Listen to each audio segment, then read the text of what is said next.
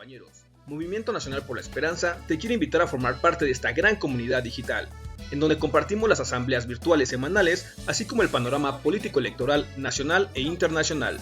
Para informarte de todo, lo único que tienes que hacer es seguir nuestras redes sociales, desde tu celular, tablet o computadora, con estos sencillos pasos. Ingresa a la plataforma de YouTube y en la barra del buscador escribe René Bejarano Martínez y así de fácil encontrarás nuestro canal.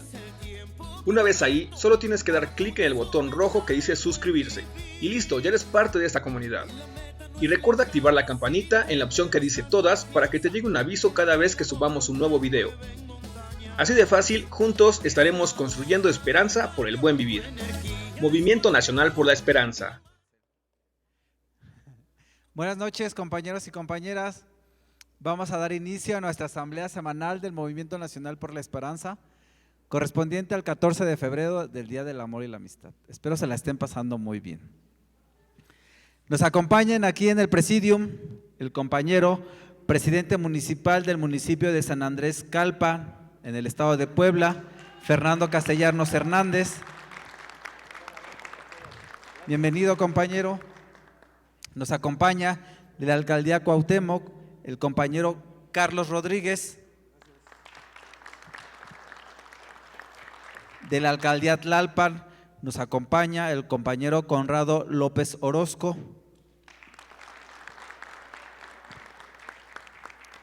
Desde el municipio de Apizaco, Tlaxcala, el compañero Baldomero Galaviz Leal.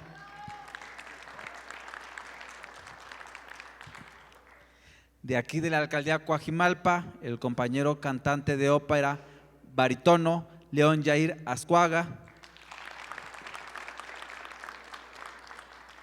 Nuestra compañera de Asuntos Internacionales, Itzel Ortega. Desde el estado de Oaxaca nos acompaña el compañero Javier Gutiérrez.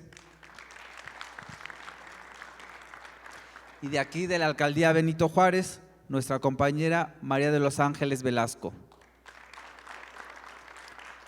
Y como cada 8 días, nuestro dirigente nacional, el profesor René Bejarano Martínez. Para iniciar con nuestra ronda de participaciones, le vamos a ceder el micrófono al compañero presidente municipal de San Andrés Calpa, Fernando Castellanos Hernández.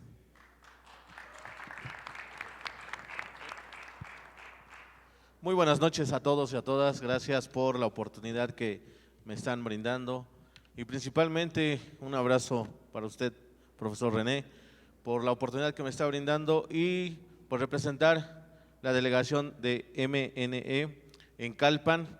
Nos unimos con fuerza y a sumar un equipo. Muchas gracias y que se la pasen todos muy bien en esta noche. Muchas gracias, compañero, y bienvenido al MNE. Le cedemos el micrófono al compañero Carlos Rodríguez de la alcaldía Cuauhtémoc. Buenas noches a todos, a todas, a los compañeros del estrado. Un abrazo para todos por este día, que la pasen bien. Quiero compartir con ustedes un tema que está un poco amplio. Voy a ver nada más una parte. Es un resumen. Quiero compartir con ustedes un tema que he dado en llamar reflexiones, identidad, convicción, el tío Sam y algo más. Resulta de suma relevancia darnos cuenta y reflexionar que hoy estamos viviendo un mundo convulsionado por intereses geoeconómicos, geopolíticos y por ende una problemática social, un espacio de tiempo donde se plantea un nuevo orden mundial implementado e impulsado por las llamadas élites demócratas de los Estados Unidos, cuyas repercusiones han llegado hasta una conflagración bélica donde las partes en conflicto muestran su potencial tecnológico y militar. Cabe señalar que en relación a estos acontecimientos en el periodo de reelección del expresidente Donald Trump, exhibió una lona en la embajada americana exhortando a nuestros connacionales radicados en los Estados Unidos de Norteamérica para que apoyáramos su candidatura. Comento al respecto que tuve la osadía de tomar tal acción porque entendí e interpreté el momento político con Donald Trump para con México, mismo que era un acuerdo de cooperación amplio incluyendo el combate al narcotráfico que tanto nos ha dañado. Pero además hice el exhorto porque al igual que el presidente de Rusia, Vladimir Putin, está en contra del nuevo desorden mundial. Diría el gran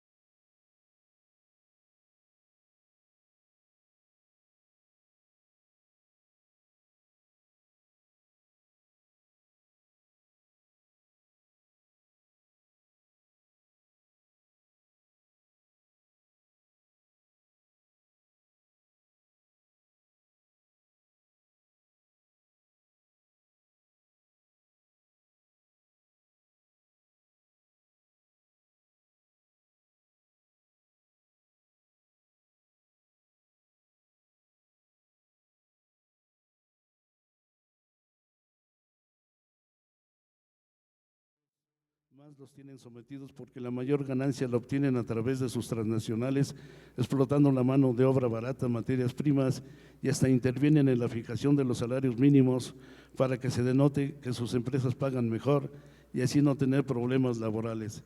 En fin, exigen todo tipo de facilidades.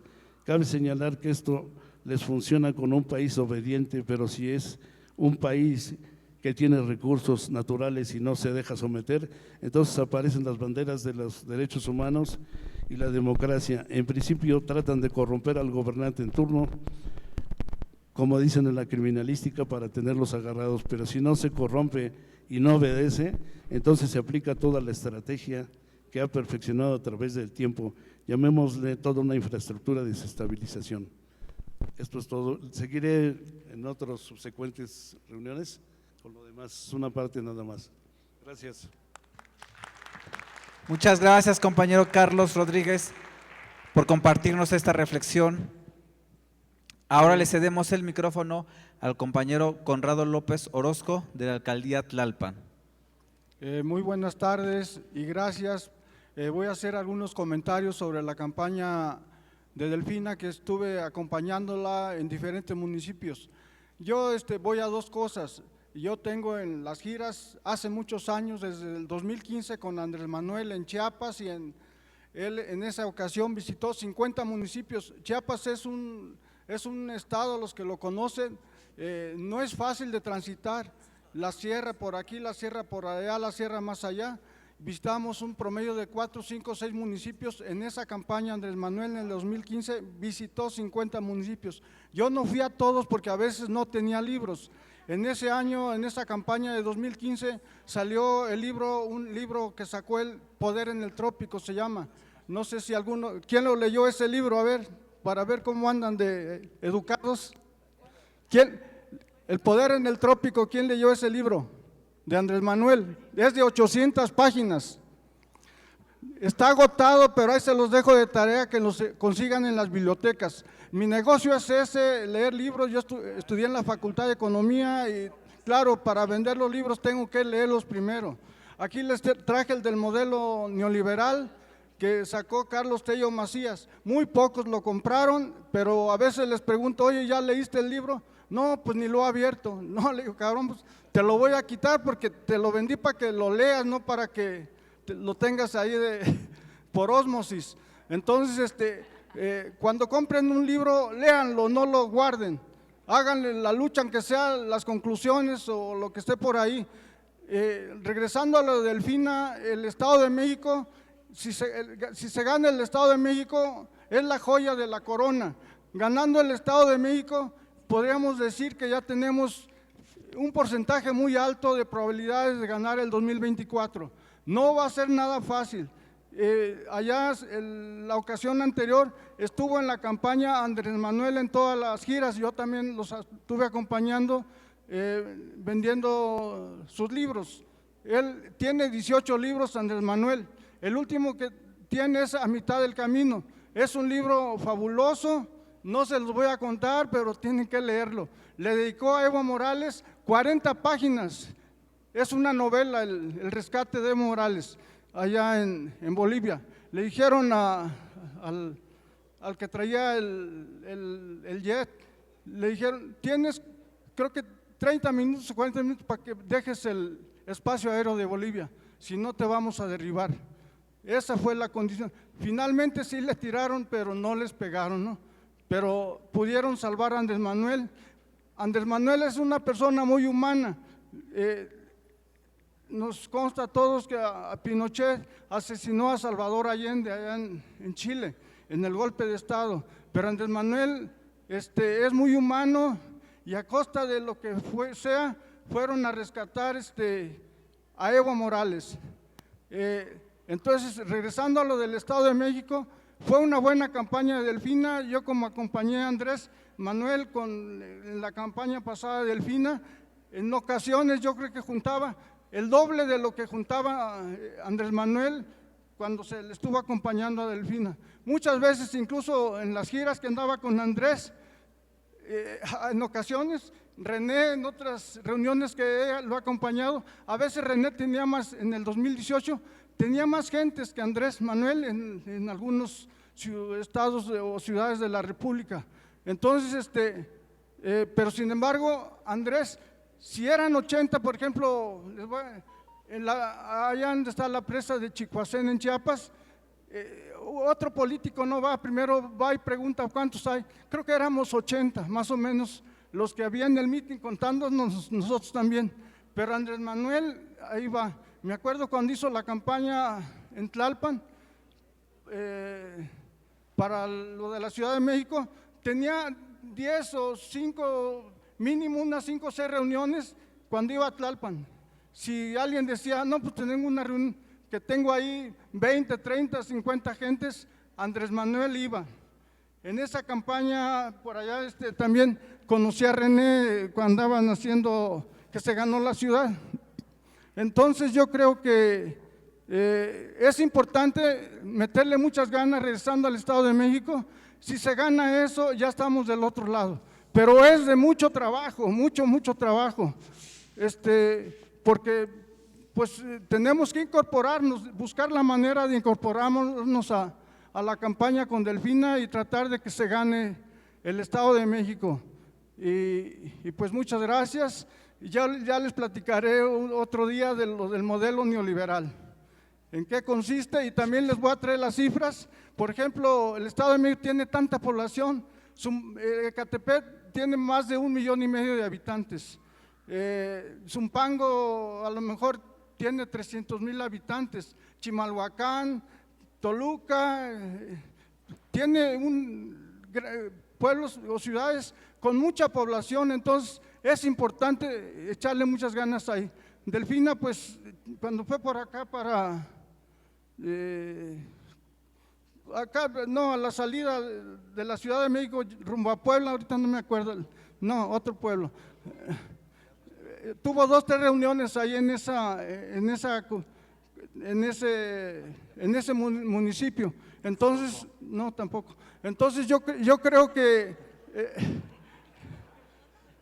fue el primer evento que fui, pero hubo 2 o 3 reuniones en esa, ahorita no me acuerdo, pero yo creo que después de los Reyes, bueno, en ese lugar vamos a decir, entonces yo creo que hay municipios muy grandes que en una sola vez no se van a cubrir. Por ejemplo, Tlalpan, Andrés Manuel hacía muchas visitas porque es uno de los municipios territorialmente más grandes de aquí de la Ciudad de México. Entonces, a lo mejor hoy iba a Topilejo, mañana iba o el mismo día a Santo Tomás, o a la Colonia Hidalgo, o a Fuentes Brotantes, que tiene mucha población, muchos edificios. Entonces yo creo que es de mucho trabajo. Esa elección por eso la ganó Andrés, debido a su trabajo, y no despreciaba la gente que hubiera, él estaba ahí presente, porque nosotros andábamos ahí acompañándolo, y pues ahora pues vamos a seguirle. Y como dice René, ahora de los 4 o 5 candidatos que hay, pues vamos a apoyar al que quede, y tenemos que ir juntos, porque si no se va a perder. Si no vamos juntos, no se va a ganar. Ojalá alguno por ahí que anda queriendo dividir, o que se vaya, o a lo mejor que se discipline, se decía antes, ¿no? Ojalá lo haga, porque sí, eso al partido le va a hacer mucho daño. Y la lucha va a ser cruenta. Los medios, cuando Andrés Manuel ganó la presidencia, el 99% de los medios estaban en contra y siguen igual. Ahora que hizo el libro los periodistas, no sé si ya vieron la entrevista que le hacen a Marcos Cortés. Para Marcos Cortés, Andrés Manuel no ha hecho nada. Vean en YouTube la entrevista esa que le hicieron a Marcos Cortés, presidente del PAN, y así pueden ver las demás. Entonces yo creo que tienen que echarse un clavado al YouTube y ver qué es lo que se está haciendo. Gracias y buenas tardes. Muchas gracias, compañero Conrado López, por esta información. Y por cierto, el domingo fue el cierre de precampaña de Delfina y estuvo muy grande, y eso que fue un cierre de precampaña. Ahora viene lo bueno, que es la campaña. Ahora le cedemos el micrófono a nuestro compañero Baldomero Galaviz Leal, del municipio de Apizaco, Tlaxcala. Buenas noches a todos. Les quiero enviar un fuerte abrazo por el Día del Amor y la Amistad, que hoy nos tocó la suerte de estar en esta asamblea y caer en este día tan hermoso. Mi nombre es Baldomero Galaviz Leal, representante del Distrito 1 Federal en Apizaco, Tlaxcala.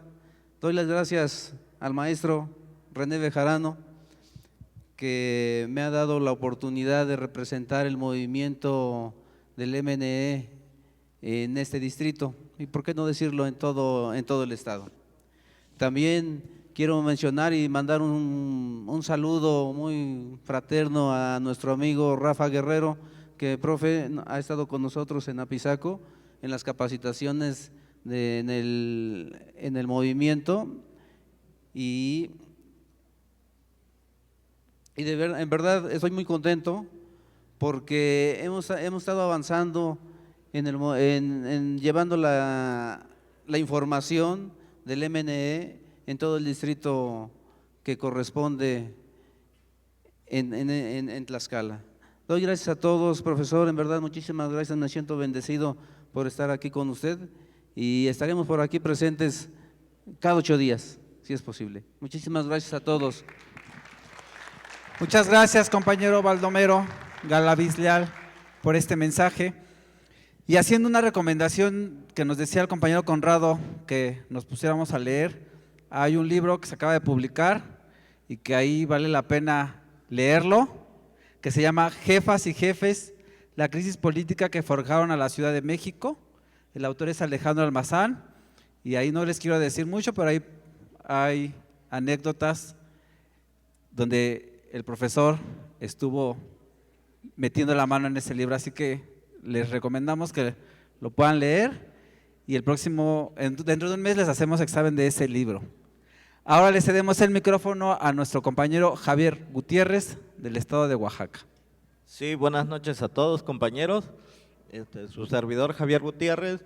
Muchas gracias, profe, por brindarme un espacio para poder promocionar lo que es una vela ismeña que es tradicional del estado de Oaxaca, que se va a llevar a cabo el día viernes 17 de este mes en el Salón de los Ferrocarrileros, en la delegación Cuauhtémoc, de la colonia Tabacalera. Estaba aproximadamente a una cuadra del Monumento a la Revolución, ¿no? El día 17, pues vamos a tener una pequeña representación de bailes tradicionales que se presentan en la Guelaguetza. A lo mejor no se va a cubrir todas las regiones, pero sí la mayoría de las regiones. También va a haber comida tradicional del Istmo de Tehuantepec, ¿no? También asimismo van a haber de antojitos, dulces tradicionales para ese día, ¿no? Y va a estar un grupo tocando música de la región, sobre todo tradicional y también de lo que se baila allá en la zona del Istmo de Tehuantepec, ¿no? Pues están todos cordialmente invitados para el día 17, el que guste, aquí con su servidor pueden pasar o en su momento dejaré ahí un número telefónico por si les interesó, se pueden comunicar a ese número telefónico, ¿no? Y gracias, profe, por darme este espacio y poder promocionar esta vela ismeña.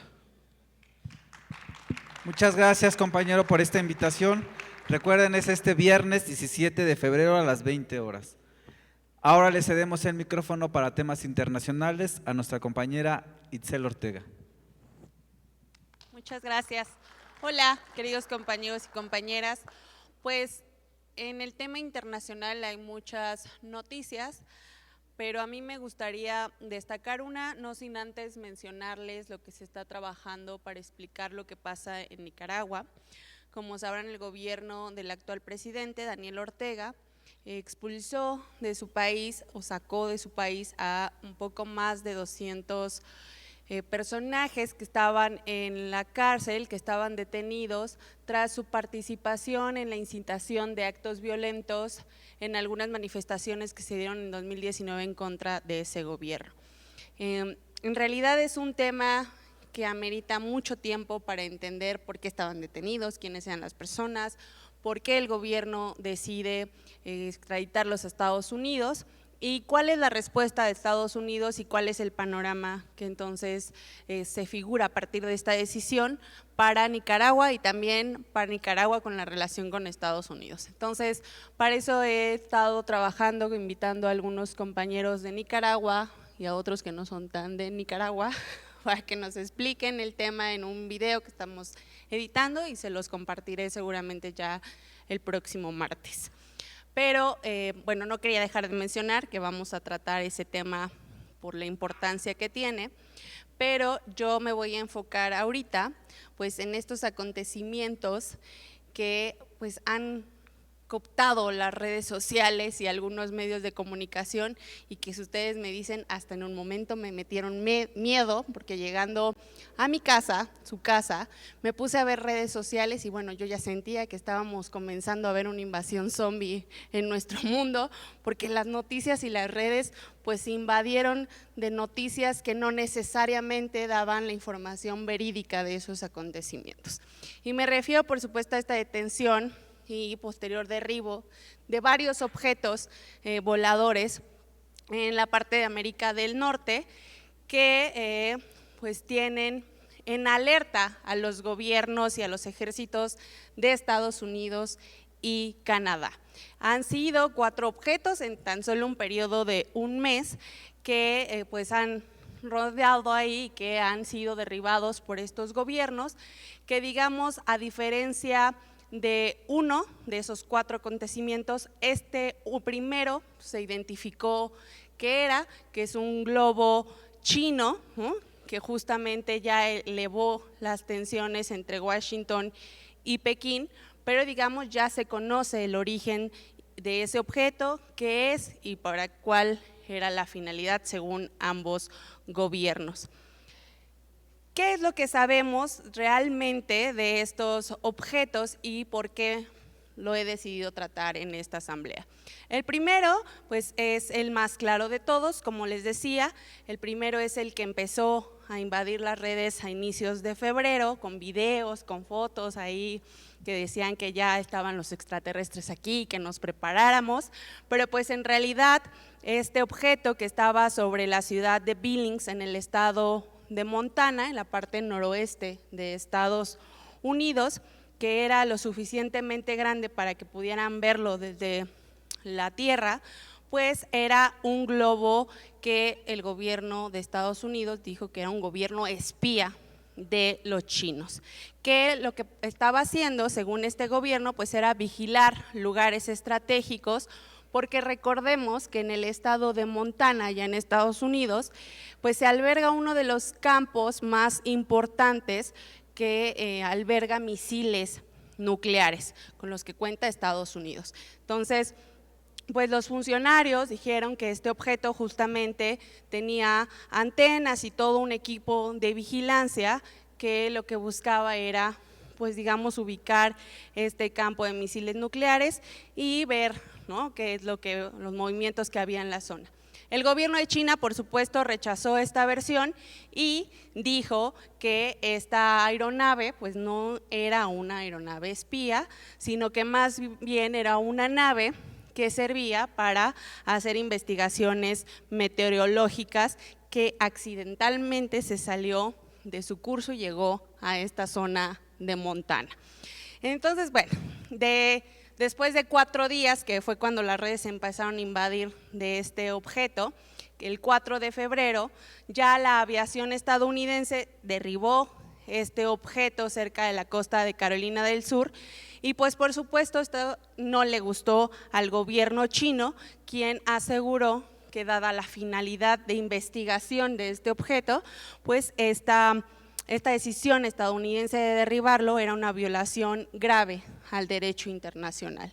¿Qué es lo que pasa aquí? Pues que la relación china y estadounidense, que siempre ha tenido ahí sus tensiones por la lucha geopolítica y económica que se está dando constantemente entre ellos, pues se vio ahora mucho más deteriorada por este acto y este acontecimiento. El Ministerio específicamente de Relaciones Exteriores de China dijo que el gobierno estadounidense pues estaba exagerando este incidente, esta desviación de este objeto, porque lo que realmente quería el gobierno de Estados Unidos era tener un pretexto para promover sanciones económicas contra el gobierno chino, e incluso añadió que pues como Estados Unidos ahora resulta que se ponía tan loco por un objeto que estaba en su zona aérea, cuando el gobierno chino ha detectado que tan solo en lo que va del año, 10 globos de Estados Unidos han sobrevolado su espacio aéreo, el espacio aéreo chino. Entonces, pues lo interesante y por lo que quería compartir es primero por esto. Veamos cómo una situación de este nivel, pues primero tiene o puede tener otros motivos o otras razones reales de fondo, como lo plantea el gobierno chino de, pues es que me has querido poner sanciones y ese es un buen pretexto para empezar a tener mayores tensiones que justifiquen esas decisiones políticas y económicas. Y la otra pues es justo lo que vamos a ver más adelante. Después de este incidente del primer globo chino, pues no paró la cosa, porque se detectaron otros 3 objetos consecutivamente, el día 10, 11 y el 12 de febrero. El primero, después de este globo chino, fue interceptado en el norte de Alaska, y ahí, bueno, los oficiales dijeron que era un objeto más o menos como el tamaño de un carro, dieron la altura, etcétera, y el tercero, que fue un objeto similar, ya fue detectado en el territorio canadiense. Y en ambos casos, por decisión de los gobiernos de Estados Unidos y Canadá, pues se procedió a derribar ambos objetos. Y el último de estos 3 objetos, que aún siguen sin identificar su origen, fue detectado en el lago Hurón, que este lago o este espacio es geoestratégicamente importante porque pues justamente es un lago que comparte o que divide Estados Unidos y Canadá, y que igual pues ahí hay un desarrollo económico importante por el intercambio de mercancía, etcétera. En este último caso, los gobiernos de Estados Unidos y Canadá dijeron, bueno, no es una amenaza militar, porque no trae o no alcanzamos a ver que trajera como todos estos aparatos espías, pero sí es un peligro para la aviación civil debido a la altura a la que se encontraba este objeto, entonces pues vamos a derribarlo también. En conclusión, hasta el momento no se ha aclarado específicamente por ninguno de estos 2 gobiernos qué eran estos 3 objetos, pero la aviación de Estados Unidos declaró que pues no pueden, debido a la complicación que implica llegar a donde quedaron esos objetos derribados, no han podido categorizarlos, ni tampoco pueden decir con certeza de qué país salieron esos objetos no identificados. A toda esta incertidumbre, pues se suman, como les decía, las complicaciones para recuperar los restos de estos objetos, porque además, pues dadas las temporadas, las condiciones climáticas no son sencillas, estamos en una época climática invernal en esas zonas, y además, bueno, la luz diurna tampoco ayuda a que puedan ver fácilmente en dónde están, cómo están compuestos, etcétera, y esto pues ha complicado que nos resuelvan el misterio de quién es y qué es, si son los extraterrestres o qué hicieron, ¿no? Pero además, bueno, ya hablando en serio, pues aquí surgen muchísimas interrogantes. Primero, ciertamente, ¿quién mandó, qué país envió esos objetos y con qué finalidad se está haciendo? Y a lo mejor también considerar si estos objetos normalmente pues se están desplazando en la atmósfera, sí, mandados por algún país y que se hace normalmente, pero dada ahora la posición de Estados Unidos de estar vigilando constantemente el espacio aéreo, ha sido que se pueden ver con mayor frecuencia, no lo sabemos, pero lo que sí es una realidad y que quería compartirles, ¿me ayudas poniendo la imagen, Miguel, por fin? Es que los globos o estos aparatos de espionaje pues tienen muchísimos años que se están usando, incluso se usan desde o se usan con más anticipación del que han existido en realidad las fuerzas aéreas de los países. Fue el ingeniero francés Jean-Pierre Joseph, que fue el fundador del Cuerpo Aerostático francés, que demostró en esos tiempos que estos objetos, estos globos, podían ser muy útiles para ver desde el aire las posiciones de los enemigos en las guerras y entonces así pues tener un dato más para anticiparse a estas confrontaciones.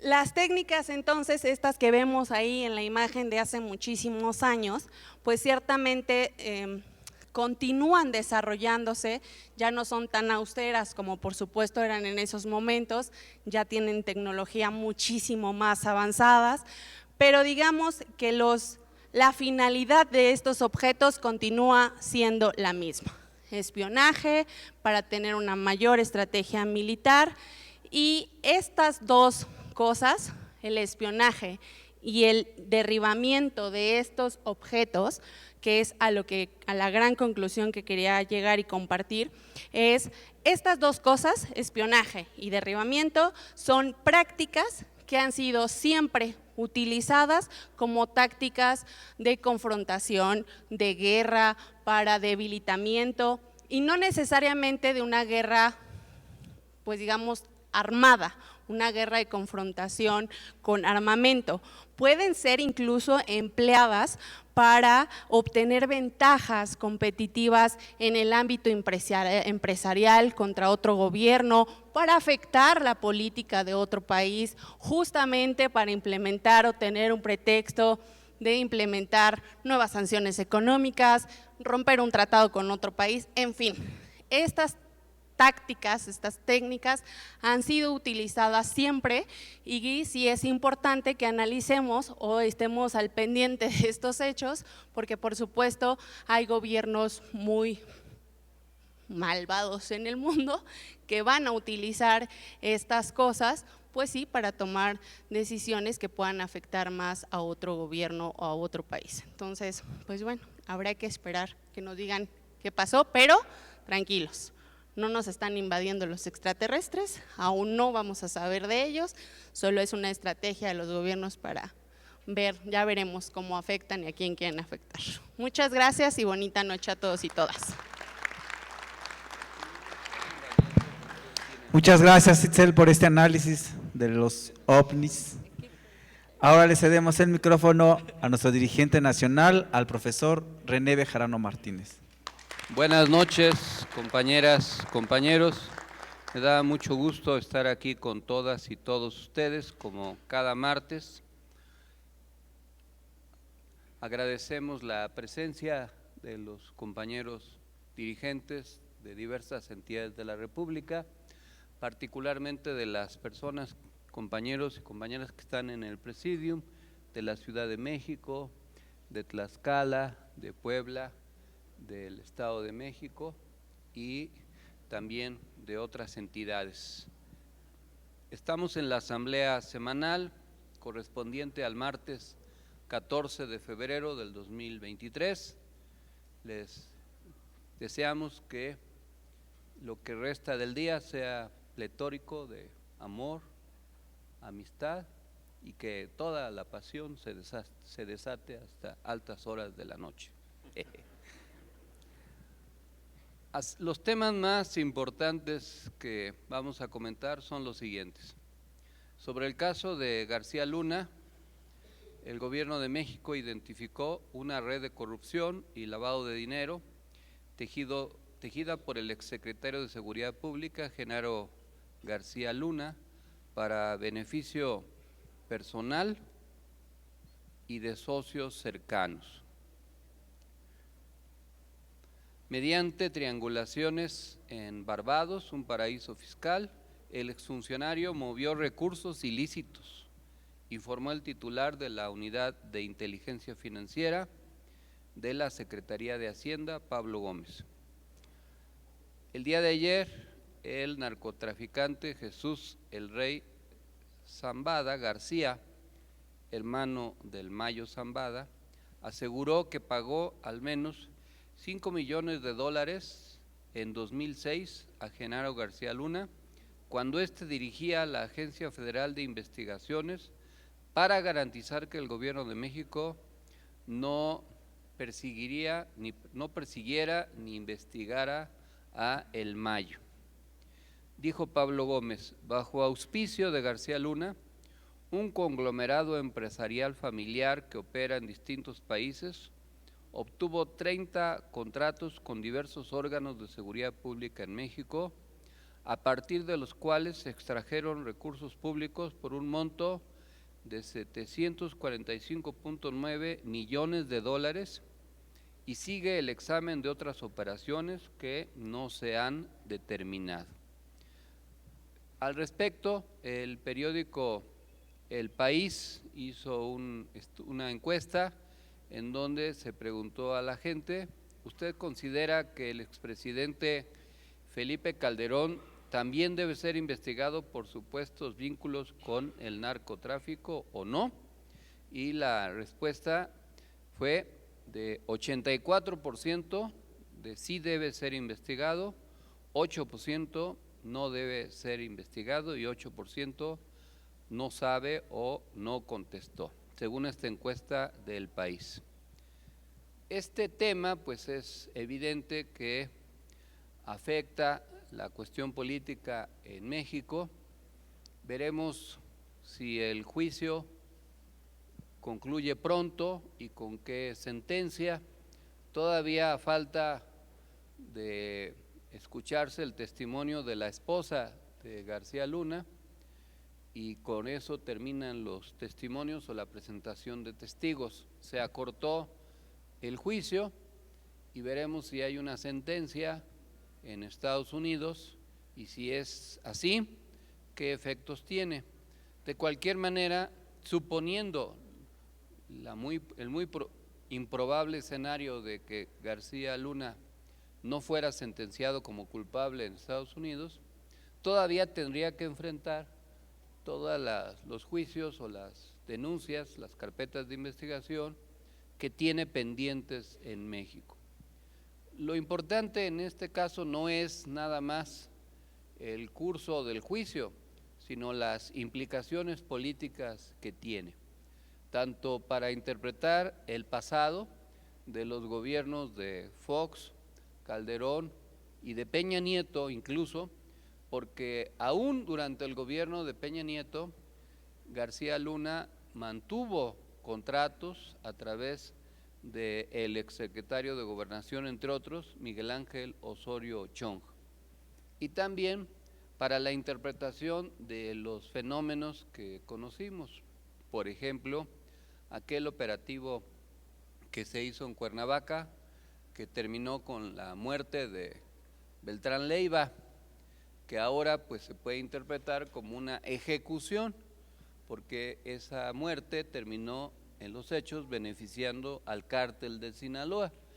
Y si se atan los cabos, pues resulta que el gobierno de Calderón estaba protegiendo al cártel de Sinaloa, y para ello tenía que perjudicar a sus rivales. Entonces actuaba persiguiendo a unos y protegiendo a otros. Y todo esto tiene una implicación pues muy trágica por el número de personas que han fallecido vinculados a este conflicto, y también por las secuelas que dejaron para el país, que todavía no termina de pacificarse.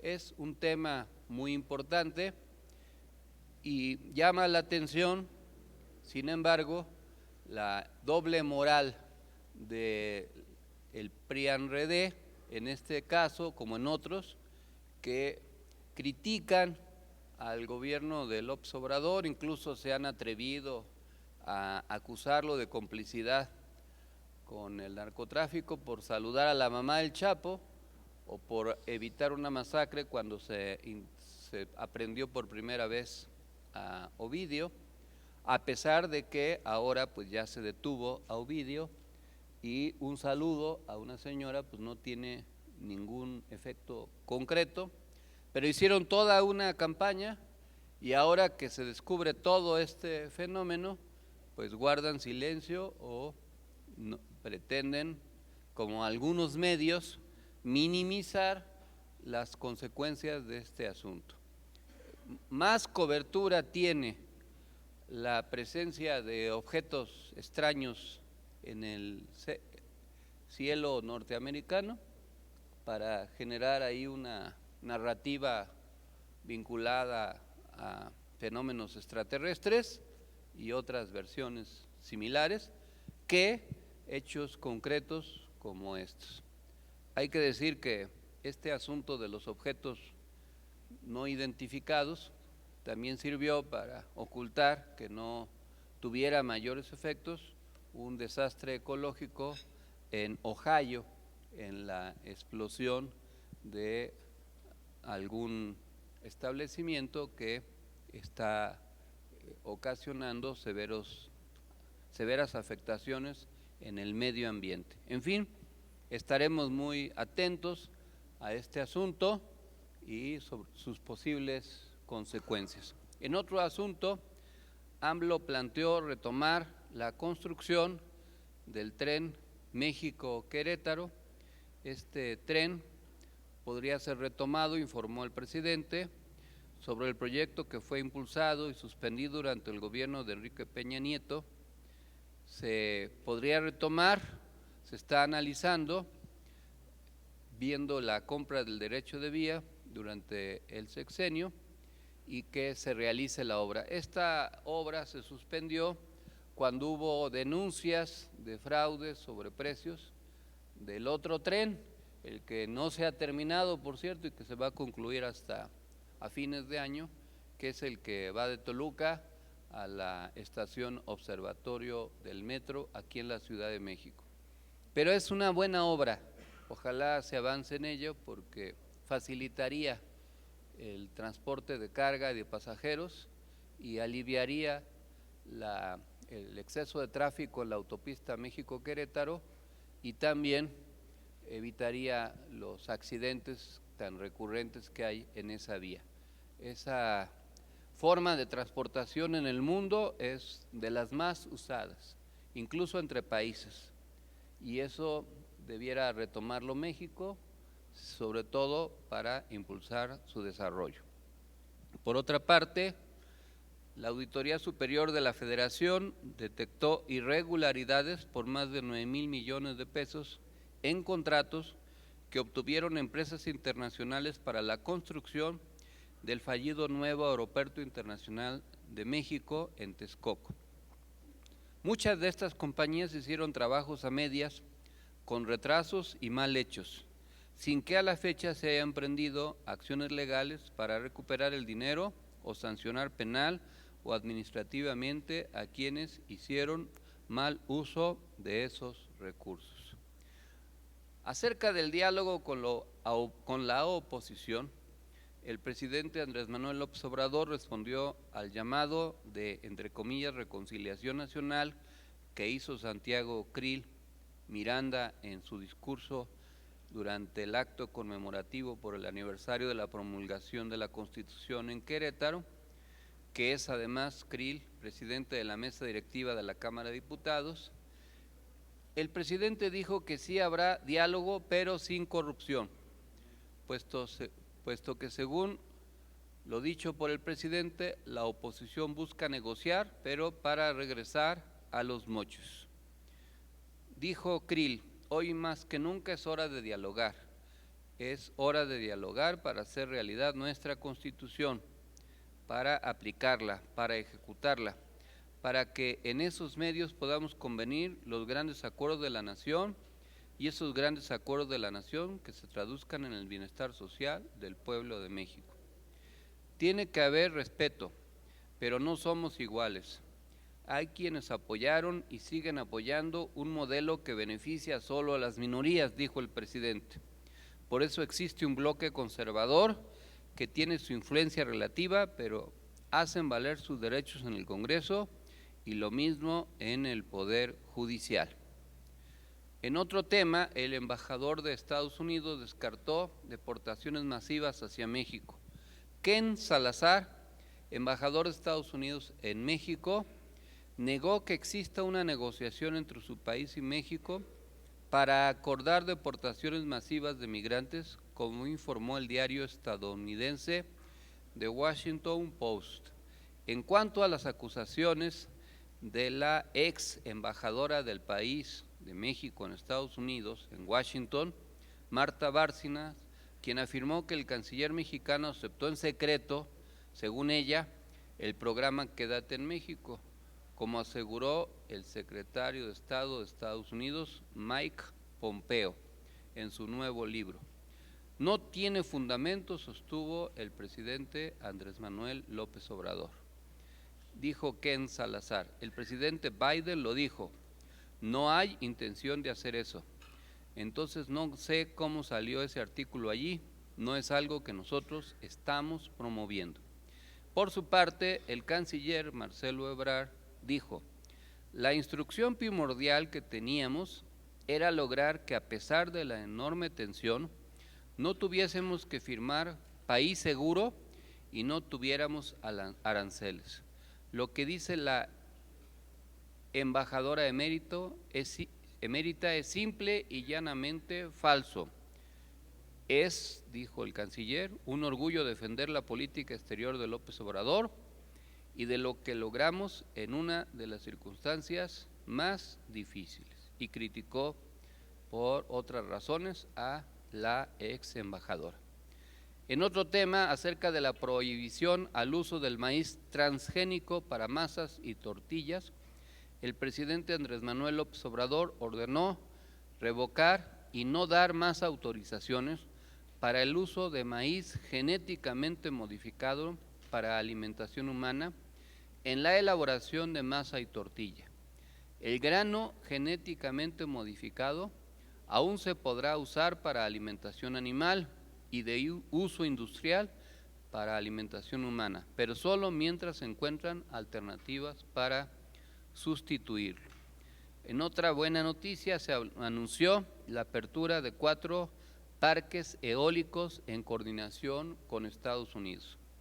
De los 10 parques industriales que se instalarán en el corredor transísmico, 4 serán destinados para el desarrollo de energía eólica, que serán administrados por la Comisión Federal de Electricidad, con financiamiento de la Banca de Estados Unidos. Este desarrollo en energía limpia fue parte de los acuerdos que México suscribió con Estados Unidos para el combate al cambio climático. Por otra parte, el jueves 9 de febrero tuvo lugar el 110 aniversario de la Marcha de la Lealtad. El evento fue encabezado por el presidente Andrés Manuel López Obrador y por primera vez en más de un siglo tuvo lugar en el Zócalo de la Ciudad de México, debido a que se buscó mayor participación de cadetes con motivo de los 200 años del heroico Colegio Militar. La Marcha de la Lealtad recibe este nombre por la escolta en columna de honor que realizaron los cadetes del Colegio Militar al presidente Francisco I. Madero para trasladarlo del castillo de Chapultepec al Palacio Nacional, con el fin de respaldar al héroe de la Revolución Mexicana ante la sublevación de los generales retirados Manuel Mondragón, Bernardo Reyes y Félix Díaz. México condecoró a Miguel Díaz-Canel con la Orden del Águila. Al encabezar la reunión bilateral México-Cuba, Salud, IMSS, Bienestar, en el estado de Campeche, el presidente Andrés Manuel López Obrador reconoció el trabajo del país caribeño en materia de salud, en especial durante la administración de Fidel Castro, a quien llamó un visionario. También reiteró su apoyo para encabezar una lucha con otros países para la eliminación del bloqueo comercial que mantiene Estados Unidos. E insistió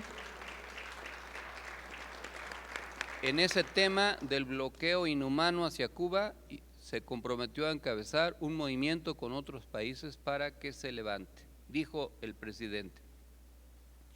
Por eso nuestro respeto, gratitud y apoyo, Y vamos a continuar demandando que se elimine el bloqueo a Cuba, que es inhumano, y no solo cuando se trata de votar en la ONU, porque siempre se gana, la mayoría de los países están porque se elimine el bloqueo. Pero pasa a la Asamblea y vuelve a lo mismo. Yo ofrezco al presidente de Cuba que México va a encabezar un movimiento más activo para que nos unamos todos los países y se defienda la independencia y soberanía de Cuba. Y nada de darle trato de país terrorista o ponerlos en lista negra de supuestos terroristas. Son pueblo y gobierno profundamente humano. Al respecto, sí conviene hablar de Cuba y de la izquierda en México. Cuba ha sido durante muchos años objeto de mucho debate. Es una nación rica en historia y cultura, pero ha enfrentado muchos desafíos y dificultades a lo largo de su camino, desde la Guerra de Independencia que dirigió Antonio Maceo y la dictadura de Fulgencio Batista. Es importante reconocer la enorme contribución que Cuba ha hecho, a pesar del bloqueo, al mundo en campos como la medicina, la educación y la cultura. A pesar de su pequeño tamaño, que un país que tiene solo un poco más de 10 millones de habitantes, y los desafíos económicos y políticos que ha enfrentado, Cuba ha sido capaz de producir algunos de los médicos más capacitados del mundo, lo que ha llevado a una serie de avances en la atención médica de diverso tipo. Además, el sistema educativo cubano es uno de los más avanzados en América Latina. Cuba es el país que terminó primero con el analfabetismo. Todos los cubanos mayores de 5 o 6 años saben leer y escribir, lo cual, por ejemplo, no sucede en México, desafortunadamente.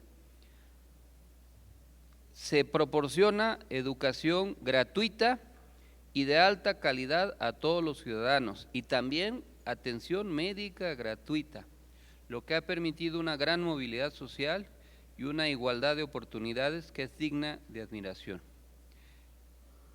Desde el bloqueo económico impuesto por los Estados Unidos hasta los intentos de desestabilización interna, Cuba ha tenido que luchar contra muchos obstáculos para lograr su desarrollo. La isla tiene una gran capacidad de resistencia y perseverancia. Su revolución triunfante desde 1959 ha sobrevivido a las críticas de todo tipo y tiene una gran historia de ejemplar para salir adelante en los momentos difíciles. Su riqueza cultural y económica es un ejemplo para lograr un futuro más brillante. El bloqueo económico de Cuba es una política de Estados Unidos que se ha mantenido desde 1962, que se implementó a raíz de la fallida invasión norteamericana a la Bahía de Cochinos, ordenada por el expresidente John F. Kennedy unos meses antes de su asesinato.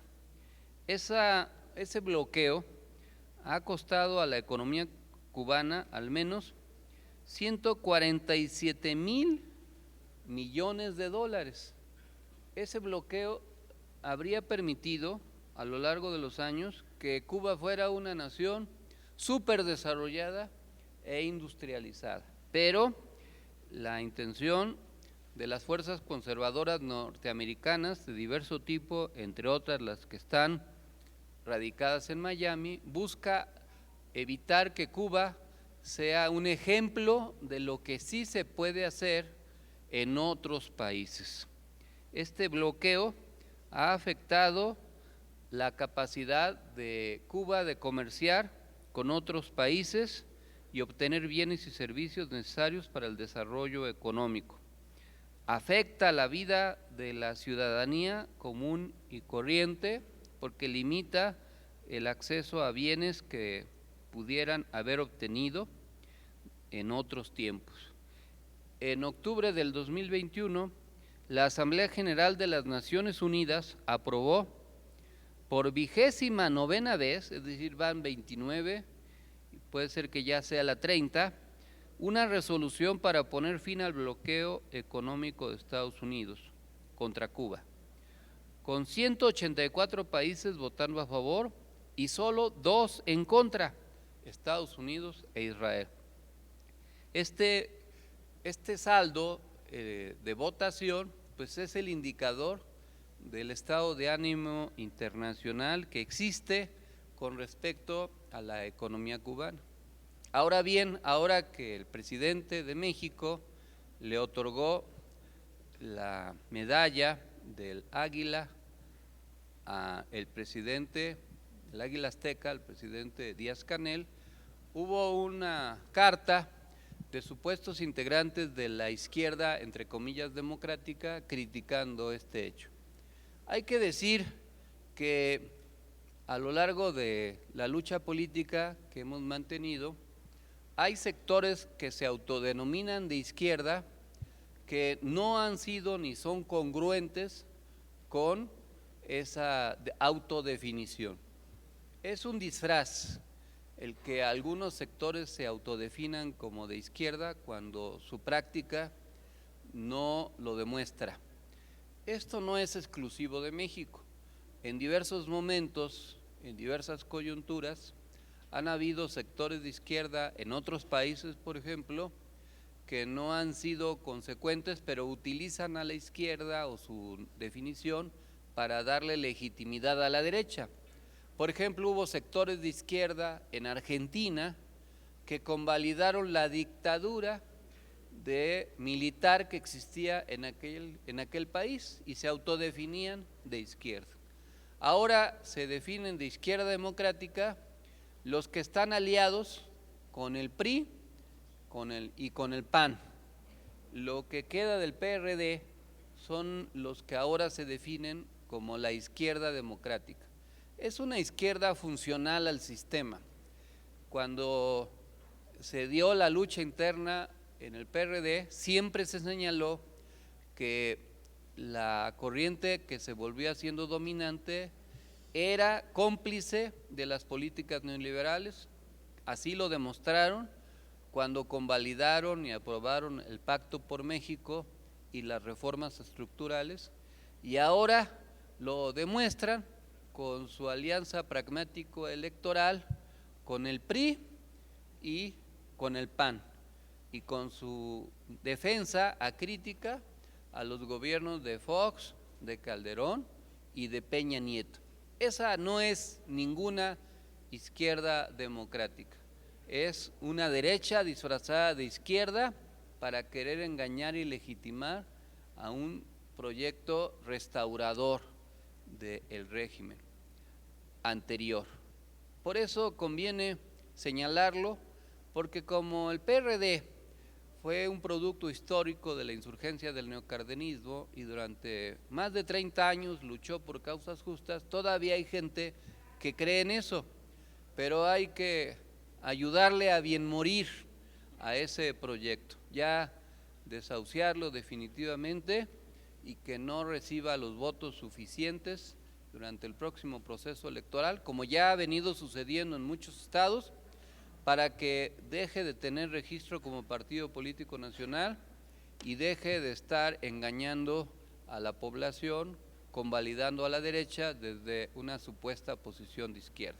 Ahora bien, acerca del debate del tipo de democracia que debe haber en el mundo y en los diversos países, pues lo que sucede es que hay una corriente hegemónica que busca que solo sea considerado democrático el modelo que imponen desde sus países, el modelo más desarrollados, el modelo de la democracia electoral que vienen practicando principalmente en Europa. Pero todo es muy relativo.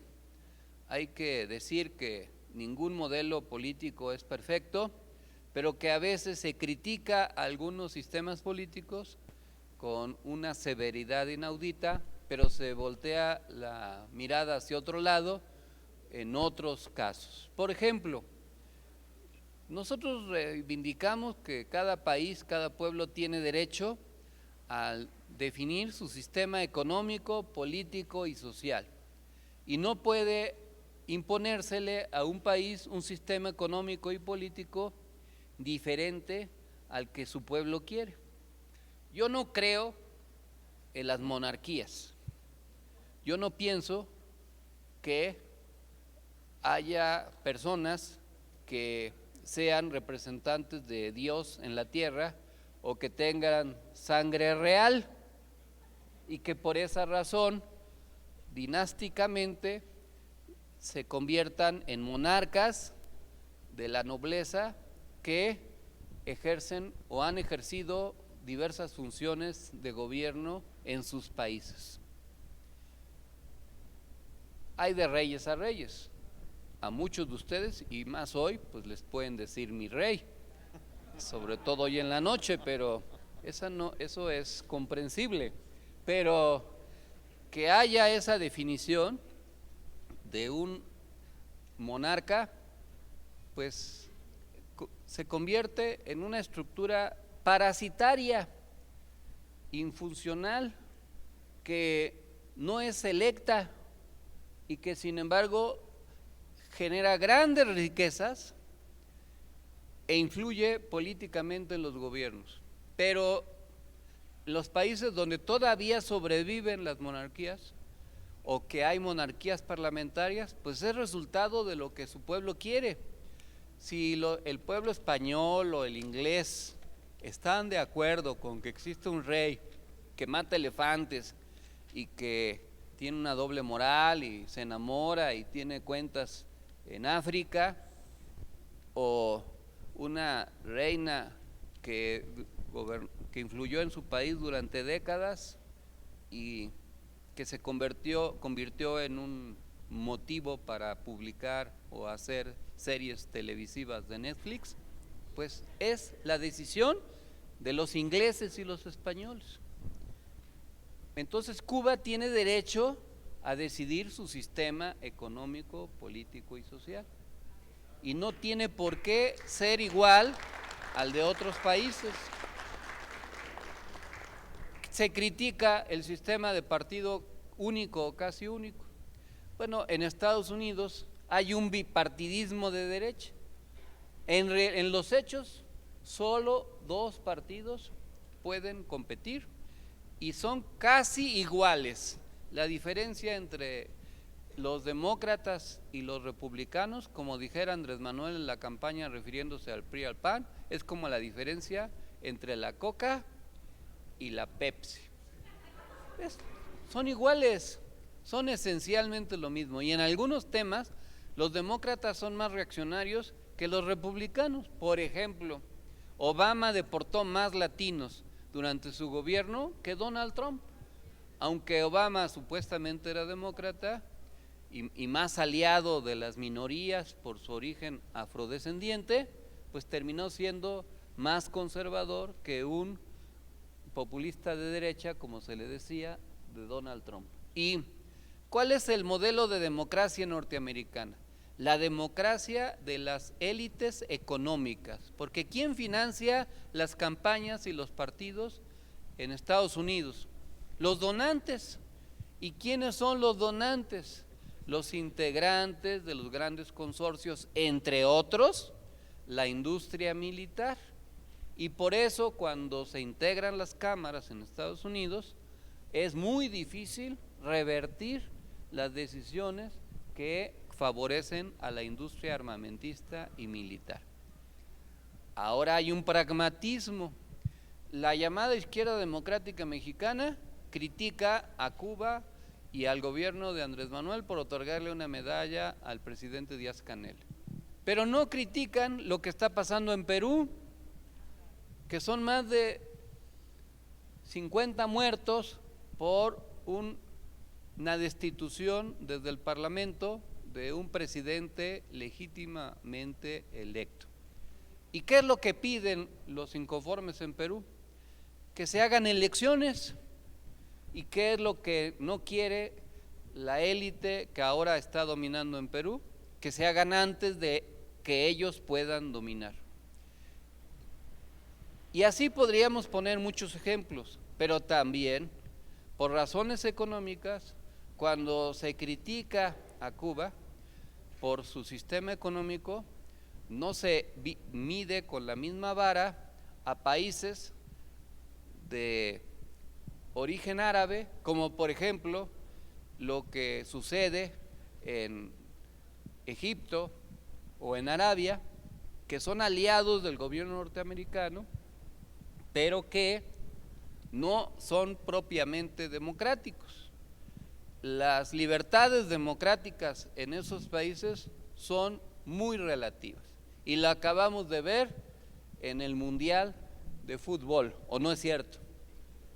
Y sin embargo, por razones económicas, por el petróleo y la importancia económica que tiene, pues Cuba sí es vista como un peligro para la estabilidad norteamericana, pero de Egipto, de Arabia o de otros países islámicos o asiáticos tampoco se habla. Así es que tenemos que ser relativos en este supuesto enjuiciamiento. Estos críticos supuestamente de izquierda de la realidad cubana, pues no son congruentes ni son consecuentes. Lo cierto es que se busca debilitar al proyecto democrático de López Obrador, que se ha venido convirtiendo en un liderazgo de todos los movimientos progresistas en América Latina. Y en esta nueva oleada de progresismo latinoamericano, pues se busca descarrilar de México, al mismo tiempo que seguir torpedeando al cubano.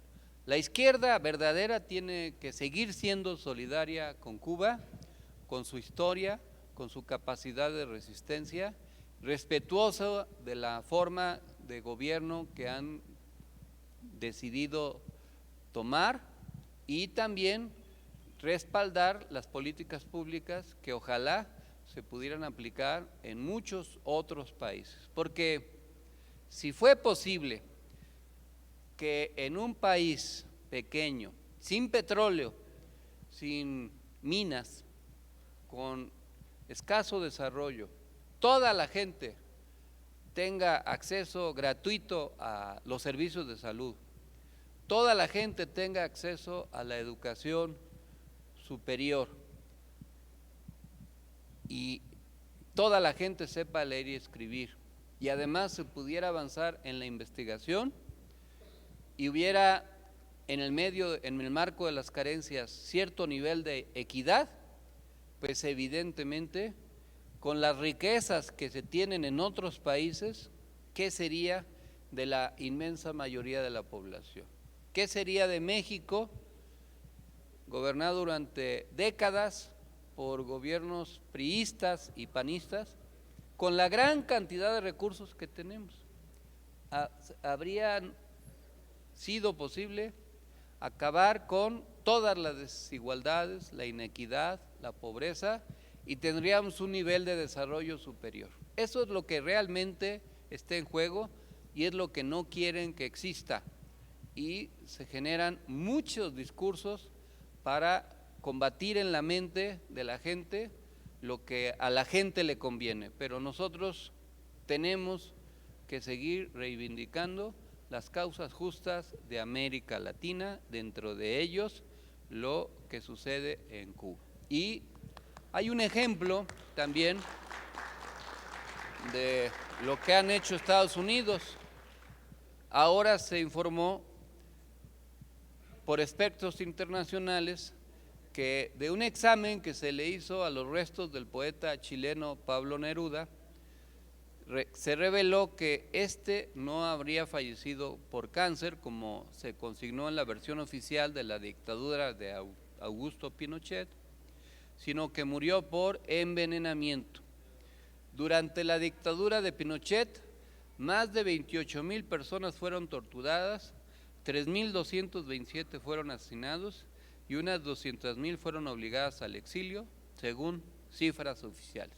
Pero eso sí, a la dictadura de Pinochet se le protegió desde la CIA y desde el gobierno norteamericano y nunca se le hicieron los señalamientos críticos que se le hacen al gobierno cubano. Esa es la doble moral norteamericana. Tenemos que seguir luchando por esas causas justas y defender a la Ciudad de México. Quiero pedirles que hagamos un esfuerzo para defender el proyecto de la Cuarta Transformación en la Ciudad de México. Hay condiciones para ello, que siga la continuidad del proyecto que empezó en 1997 con el ingeniero Cárdenas y que ha prevalecido hasta ahora. Por eso nos estamos organizando más y mejor en comités de base. En lo concreto, los invito a participar en la Ciudad de México en la elección de las comisiones de participación comunitaria que se conocen como COPACOS y en la definición de los presupuestos participativos que pueden servir para la organización en las diversas comunidades. Y por eso estuvimos en sábado pasado en el informe de nuestra jefa de gobierno en la Ciudad de México, Claudia Sheinbaum, aquí en la alcaldía Benito Juárez. El nivel de aprobación de nuestro presidente sigue en los mismos niveles. Esta semana subió a 62%, hay otras encuestas que lo colocan todavía por encima. Les mandamos el cuadro de análisis político de abonos tácticos, equilibrios, contrapesos, mermas coyunturales. Y vamos a informarles la próxima semana de algunas visitas que estamos preparando a algunas entidades, además de lo que se está haciendo en Coahuila y el Estado de México, pero hay que reforzar nuestro trabajo. Es probable que visitemos Colima, Baja California Sur, Veracruz y vamos a volver a ir a Guanajuato muy probablemente para seguir reforzando nuestro trabajo de organización. Les pedimos que no bajen la guardia, que sigamos luchando y trabajando intensamente con optimismo. Que viva la Cuarta Transformación, que viva la nueva esperanza por el buen vivir, que vivan los objetos voladores no identificados. ¿Qué? ¿No les gustan? ¿Les tienen miedo? Buenas noches. Y ahora, para concluir nuestra asamblea semanal, nos ponemos de pie para entonar nuestro himno nacional.